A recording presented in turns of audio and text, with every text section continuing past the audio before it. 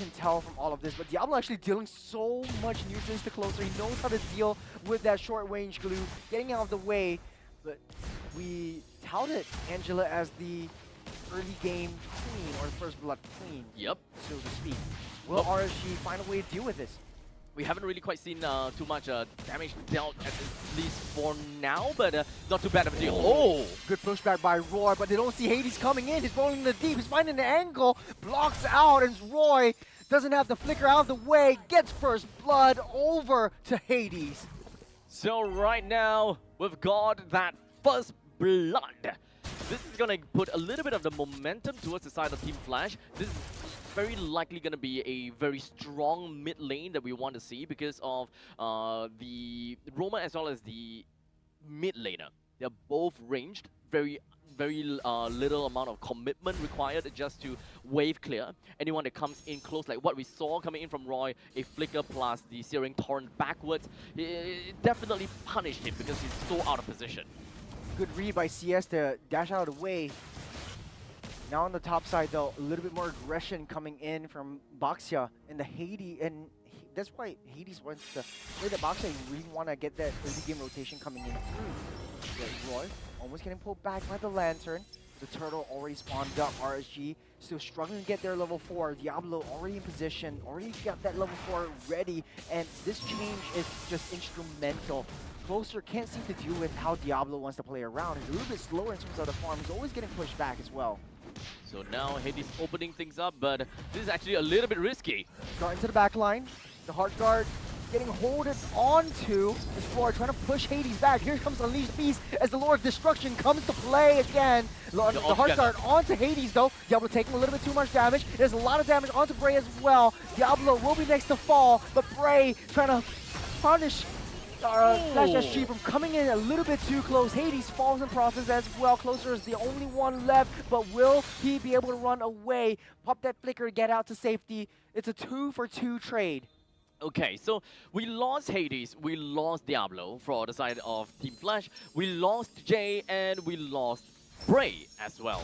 So, but not only that, right? Roy did go down twice. So definitely, I would say that Roy is definitely having a lot more of a difficult time. But regardless, there is definitely more opportunities that can be made into the later stages of the game as we look at about 1.2 thousand gold in favor for Team Flash so far. Yeah, the Searing Wave is definitely going to be a problem for Flash SG later on in this series as we hit the 5-minute mark really soon. But then again, Closer trying to get a foothold on top of Diablo as much as he can. Both doesn't seem to want to get any fights onto each other whatsoever, and just really farming up, getting the proxy, getting all these early game rotations, trying to match up speed on top side though. Hades deep in enemy territory, misses the shield, but here comes Curtizi with a Crimson Beacon. He's got an Angela Heartguard as well, trying to keep everyone else at bay, but down goes Jay. CS next to fall. They're leading the charge underneath the turret. Might get pulled back by the claw as Vanix takes CS down. That is 2 more kills for the side of Vanix. Oh, deep into enemy territory as well. Closer, you don't want to be there all alone. He will fall, but hands are Curtizi as Flash SG ramping up the aggression now that Diablo's here to party. That is literally an untouchable Baxia that Jay dealt no damage to, CS dealt no damage to. Now that we consider all things considered, RSGSG early game doesn't really have an answer for sustain tank in the early game with like crazy damage, such as a Baxia, right? Yep. So it will only take time until Roy picks up the Glowing Wand, or perhaps a little bit more items such as the Dominance Eye, for them to realistically be able to do anything. Well, all that RSG can do is just turtle up. Splash SG, 3,000 gold ahead. Next turtle spawning up in the game in the next 10 seconds. And still in the early stage, deep into mid. Got their hands on Roy, gets a Purify out of the way. He's popping his ultimate though. So no, the crucial resources is not available for the next Lord. Jay trying to find an angle onto the back line to seek out Vanix. He's got the PMI to get out of the way. RSG can't seem to find a footing. We don't care about a walking Badang that walks past the turrets. I love to see that. But for now, 80-2. With about 3,000 kills. Hades? Oh, On the back line, Roy able to get that flicker out of the way, but the damage is done. Jay's blocked. Jay trapped by the wall. His own wall causes his inevitable of doom. As Closer gets a little bit too close to the sun, will get ripped out, inched out, taken out of the game as RSG just struggling to find any form of reconciliation, any form of consolation. Is Bray dashed in the wrong side of the jungle though. Will get chased down by 4 members. That's a collapse. A flicker already expended by Diablo. Recall game. It's only time will tell as Bray falls to the graveyard again. oh my goodness. This is a dominant showing from Team Flash Singapore. And this is not what we expected. We thought that Ken came in to take over Diablo because of the lack of training due to unfortunate circumstances. But at this point in time, we're looking at some crazy comeback. Hades once again with a blazing duet, burns them down to the ground, and 3 fall again. A dominant performance by Flash SG. Look at their health. Still Turret dive. it's still up. T2. It's still 100%. What the hell? Man. Flash SG is just controlling and dominating this game with a brand new flavor, brand new twist that they're bringing out. And the RSGSG can't seem to find a footing. Not at all. Oh, yikes, dude. We're now looking at close to we're looking at about 7,000 gold lead in favor for Team Flash. Claude has already gotten almost the Holy Trinity, right? He's got a Swift Crossbow on top of the Golden Staff and the DHS. Hades started a quick little shave onto Jay. What he did was force Jay away. Aside from that, Closer goes in. You got Diablo onto the back line. Unleash the Beast will deal a lot of damage for the rest of the Goon Squad to come in. The Blazing Duet will hit onto none. But next in the chopping block is Closer, getting pulled back and sent a one-way ticket to his grave once again. It's Flash SG truly controlling all of the jungle, all of the neutral objectives that RSG holds dear. Bray left all alone. It's a 2v1 collapse. And now Bray, he tries to get himself away, but playing very well with his clones. But unfortunately, the Juicin is already hiding on the last clone at the end of that lane. He will fall. There was no way that he was able to escape that one. They don't see Jay, but they don't really care at this point. They're so far ahead. There's an 8k gold lead for the side of Flash SG. They're dominant in this game. As Hades start things off, RSG can't seem to find their way into that Lord pit. And if they do, Hades will ditch that Lord and go for their throats. It's unfair that this tank can throw a shield that will refresh his cooldown whenever he hits a target and yet deal so much damage. Yeah, this is one of the tank junglers that we oftentimes forget. One of the fastest tank junglers because that first skill just is a spammable skill. Gets cooldowns after cooldowns once you hit a single target with it.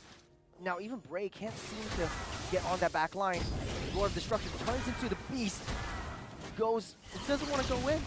No high commitment just as of yet. Hades toying with his food, just rolling in the deep and rolling underneath the turret as RSG just patiently waiting. They're too scared to come out. They're all gonna be fine. They did manage to pull, or rather, they did manage to force Diablo to go into the 9-tail Fox farm. So if RSG wants to take up a fight, technically they can, because Team Flash is one ultimate behind. However, they still need to remember that they are close to 9,000 gold behind. This one shift, this one change that Flash SG brought is just one player. It makes so much difference in how they want to play things around, how they're able to adapt on the fly. And on the top side though, Hades already zoning CS out. Nothing to do but force a flicker to keep himself safe. Get a hard guard onto Hades. He's already collapsed on by 3 as Roy takes too much damage. He has to find an escape. Hades? Getting a split, grab, pull back. Hades still up and alive, getting healed by the clones. Oh, Diablo! The Lord of Destruction flickers in, pushes everyone out of turret base.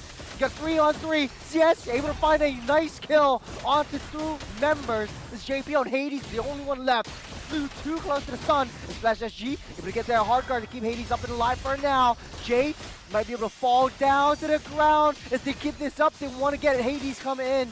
CS and Jay able to get that damage. Oh! It's a 2-1-1. but they still take down 2 members of RSGSG. There's so much to unpack throughout the entirety of the fight. I definitely admired that the flicker plus the S1 backwards attack coming in from Diablo. You can see how much that was set up for the team that will be happening right about now. It Thrown was back.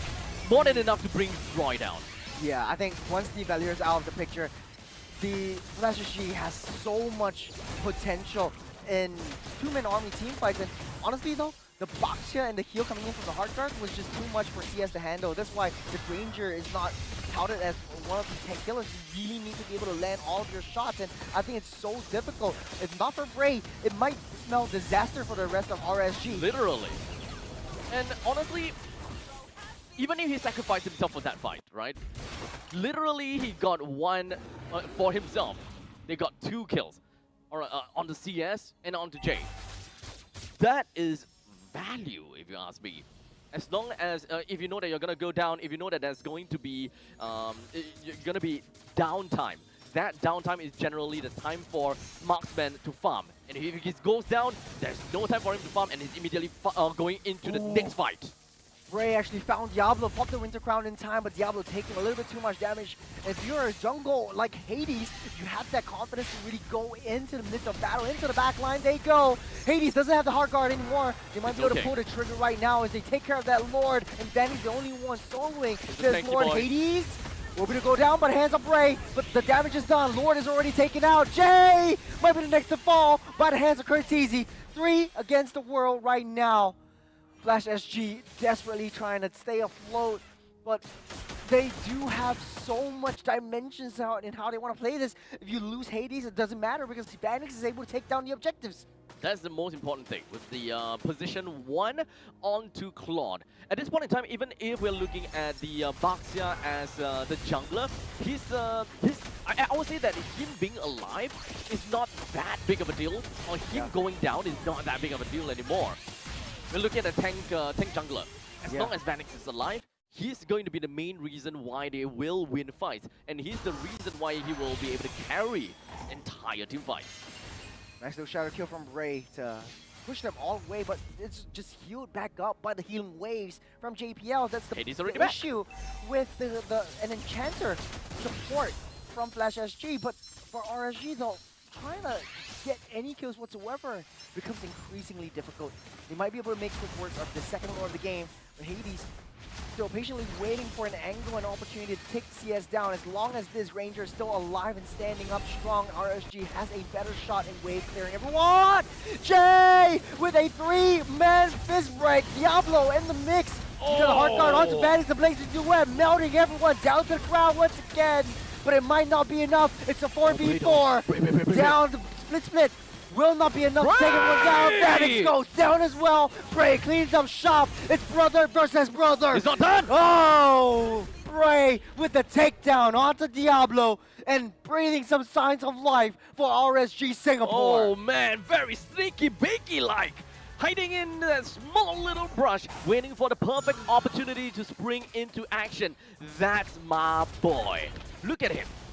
Throughout the entirety of the fight, he looked for the opportunity, and of course a great setup coming from Jay that allowed them to group 3 members together. That took a chunk of the HP out, and now Bray, now that he's done with the OG Shadow kill, he already saw the opportunity. Went straight in for Vanix, the pause 1.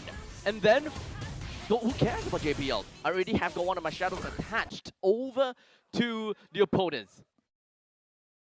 Yeah. I mean, to be honest, though, this was a very interesting dimension of gameplay, especially from both sides of the teams and both sides of the table. Honestly, the fact of the matter is, Angela was keeping everyone else alive. I think the breakdown in terms of the communication, especially coming in from RSG, really came to show in the early game when they